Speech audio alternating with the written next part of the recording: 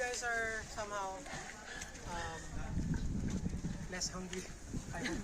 Yeah. So welcome to the Materials Recovery Facility of Barangay Dampalit, Malambon City. Compared to the previous community that we've been to, they're quite bigger.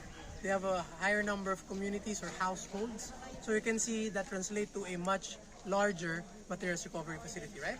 Remember, what are our bases for your materials recovery facility design? The green profile. WABA. Okay, perfect, Anil. So you base all of your decision for your zero waste program based on your baseline data that you will get from your waste assessment and brand audit, which is, by the way, something that we will do ourselves next week in Sikihor. Okay? So if you enter, you would see what I want you to observe first is the smell. Most of the time when we talk about waste facilities, collection sites, what's the smell? What's the ambience? Stinky. It's very stinky. There's a lot of insects, right? Disgusting. But if you come here, it smells really good, right? Yeah. Because not like what we say. Okay, just walk with me, guys. I'm giving you a tour. Yes. Like what we say in the Zero Waste Academy, we want the materials recovery facility of each community to be innovation hubs. We showcase different organics management technique. In some cases, use it as an income stream for waste pickers and highlight the best practices of zero waste for the community to follow. Okay? So that at the end of the day, they appreciate that their waste is not actually waste but rather a resource. So that we achieve that circularity of the zero waste. Okay?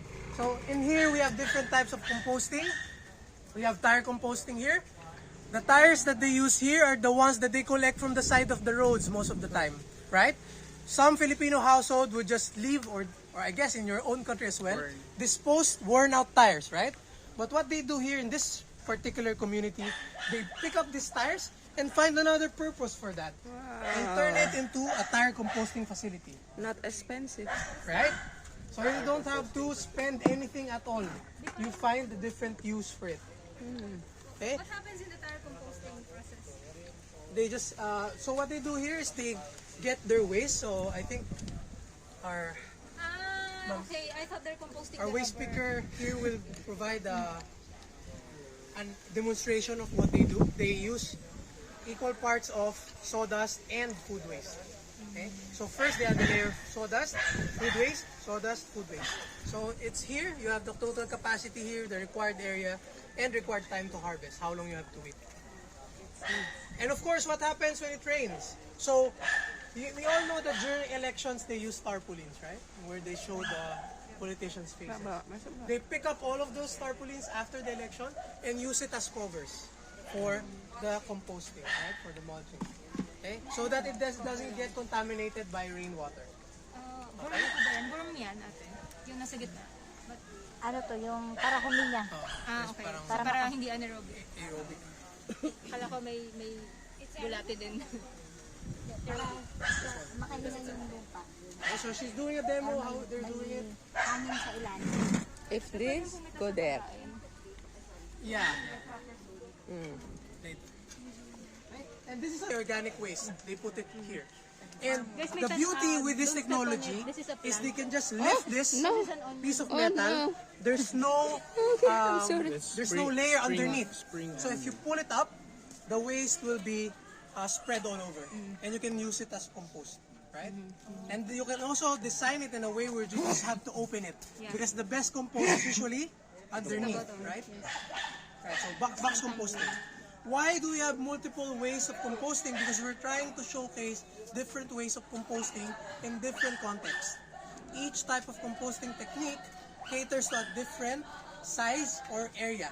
And later we'll show you pipe composting and pot composting, which are more applicable for smaller confines or apartments, condominiums, and the like, which is sometimes the case in your respective cities and communities, right?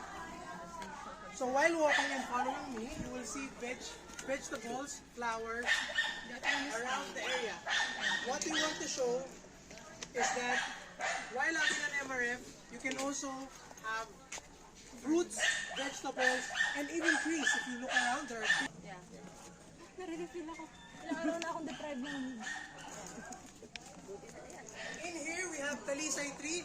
This one is an Indian walnut. But that's Almond, sorry, Indian almond. That's a Philippine native tree. Yeah, but it's called Indian almond. That means we are near a body of water. Katapang. Yeah. And that's edible, by the way. But not now, it's not yet ripe. Okay? Can be So here you mabo. will find the herbal plants. For traditional healing, we have herbal plants here. They are named in our traditional language, so you can just translate. And we have the ornamental plants for aesthetic purposes. So I don't know if it was explained earlier, but the plants they have here, the fruits and vegetables, they sell it to the community as an additional income stream for the waste pickers and their waste workers. For the community, they have to know, right? They want the community residents to go here so that aside from simply buying vegetable, fruits, and ornamental plants, they can also see the different organics management. Because like what I said, MRF is also an innovation hub, right? Sort of a place where the community would learn at the same time, right? Pot composting again, different capacities, volume.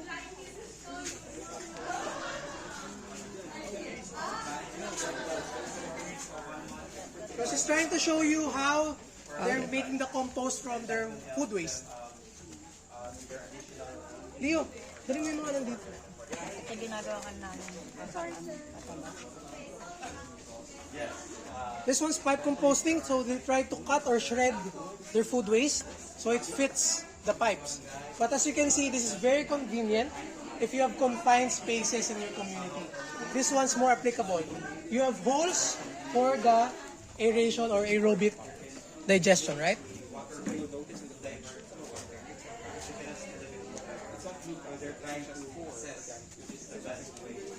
Unimportant more, okay? Jen, so we can just composting it.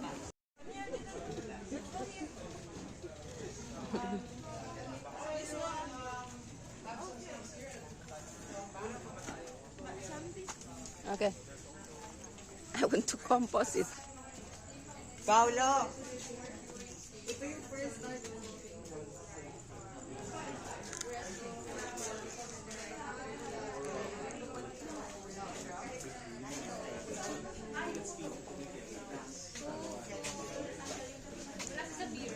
Andito na. Fermentation or curing. From that composting drum, it will be placed here for fermenting. Yes. Or curing.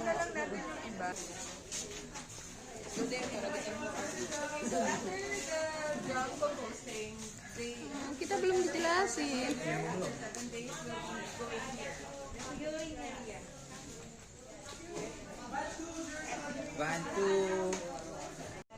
The idea here is that it's operated by electricity.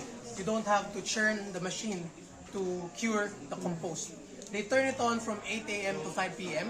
and it's enough to have 50 kilos of compost. Okay? So there's two drums here, and when they turn it on, this runs and rotates it automatically. The other one we have here is a mechanical version. This one you have to turn. Okay? So this one has a capacity of only 10 kilograms. But it also takes a longer time for you to harvest the compost, at least a month. This one's shorter because this one goes on daily. Okay? And this is their shredder. What they use to put as a feedstock for both machines. Right? They shred their waste here. You can see the food waste here and the sawdust. And they have a specific formula and some chemicals that they add. Sit through the pages and you can see each step. They took photos over there. And like what we said and what we always emphasize, MRF has to be educative as well, right? As part of your IEC campaigns, you can put flyers, you can put information, infographics, step-by-step process on how they compose so that when the community members go here, they also get educated. So you can see that is exactly why Mother Earth Foundation considers a materials recovery facility as the heart of a zero waste program, right? It serves multiple purposes. Okay? So the energy consumption here is very insignificant. That their village officials let them connect to the electricity for free. They don't pay anything. Despite turning this on from 8 a.m. to 5 p.m., they get the electricity for free. Because the energy consumption is really, really insignificant. Okay? Every day, they turn it on daily. Why is it not on? How heavy is the maximum capacity? 50 kilos. Including tin cans, and of course papers and cartons, and your hazardous waste, right? Your e-waste, electronic waste. So, on the last part or the last room for the eco shed, you will find where they cure their compost. There are multiple layers there. The different steps are here. But what they do is to filter their compost into fine particles so that it could be available for selling or for use when you plant your vegetables, your fruits. So they can also sell. Profitable because it's already processed. You can see here. You go here, you can see this one's, the last layer here is the final product. You can see how fine it is, how good the quality of compost is. See? Okay. So you put it from the Yeah, layer? that one's the least favorable, and then until here. Why do they leave it? Yes, they do. They feel. Here. Here. It's a big place when there's no people. They do it there, over there. That's usually there's no chair. They do their operation. So this one is different. Yeah, this one's the finer particles. That one's the fun. This one. I think both. Community kayo na feeding program. But later we'll go there so they can show you how they turn on the cook. Now then we'll hear on how they power. So you can see what kind of flames being produced by the intestine.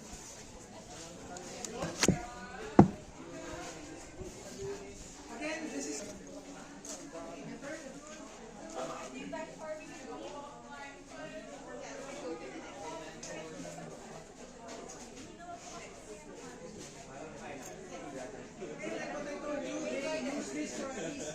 almost 5 hours of cooking. That's very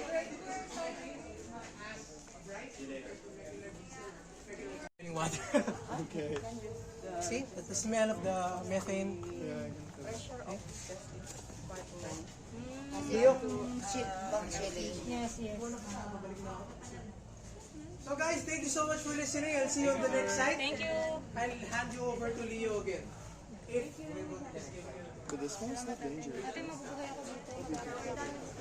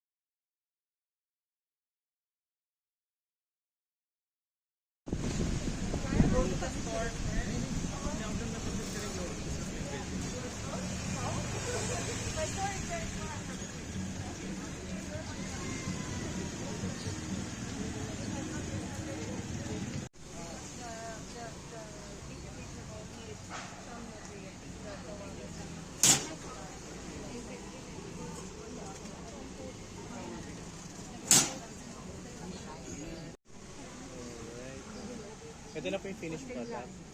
Opo.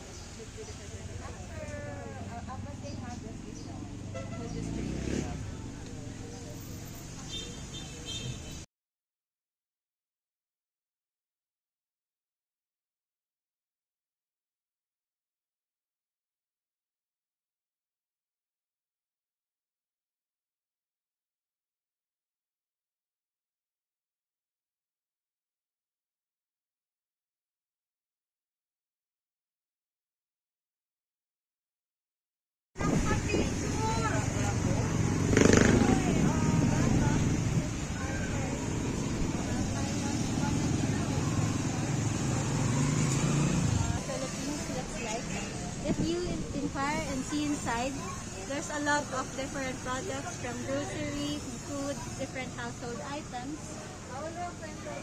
And this is our refilling section for the store.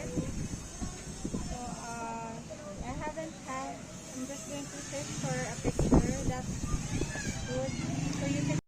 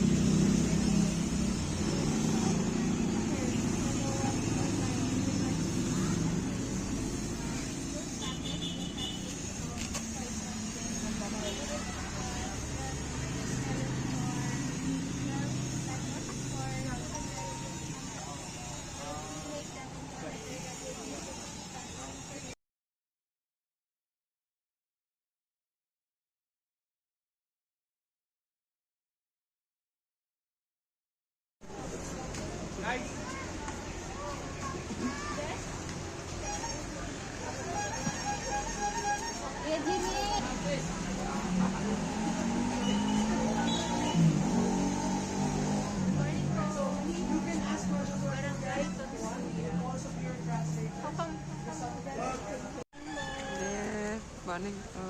Morning sa inyo lahat. Yan ang ano po. Alugbati! It's being scheduled from 6 in the evening up to 9. In the evening. So people are back. But this is just for today. Because I think they have, I don't know if we will pass. Isang araw, isang sampo. So you have 10 sacks. So they generating 10 sacks. 10 every- So 600 residuals for 600 also. Tapos isang sakong kalakal. Size? They will be helping us on collecting our waste and also as you can see we have the push cart that will collect all the garbages that are separated and segregated according to their types. So now if you have any questions please don't hesitate to ask, and also if you have any clarifications or you want to ask, are we heading inside?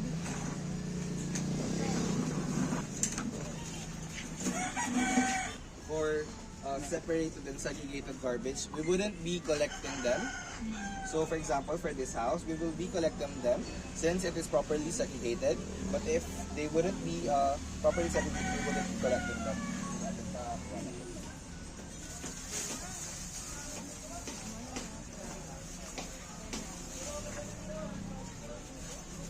So now, Ate Baby, So now, please look at Ate Baby. And Ate Baby, medyo, paharap po. And then, so now, Ate Baby would segregate our waste according to their types. So for example, what type of garbage or waste can you see here? organic. Yeah, organic waste. So all of the organic waste would be.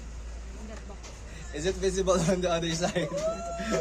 For each of the type of plastic, each of the type of waste that are being collected for the household. Ayan.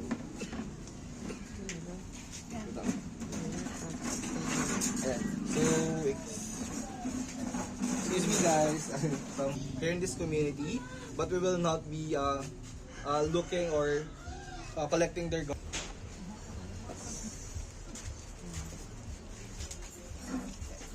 They collect every day. Yeah, so now we will be showing you the monitoring. So Ate is monitoring the waste collection here in their community. So as you can see, it is a monthly record and daily record for the.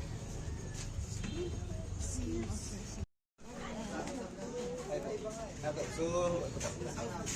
so what can you say to Ate? So we say good morning if we have good morning Ate, or magandang umaga, which is the okay po. So now I'll be showing you. So all of the plastics are being collected here. Yeah, all of the residual plastics are here.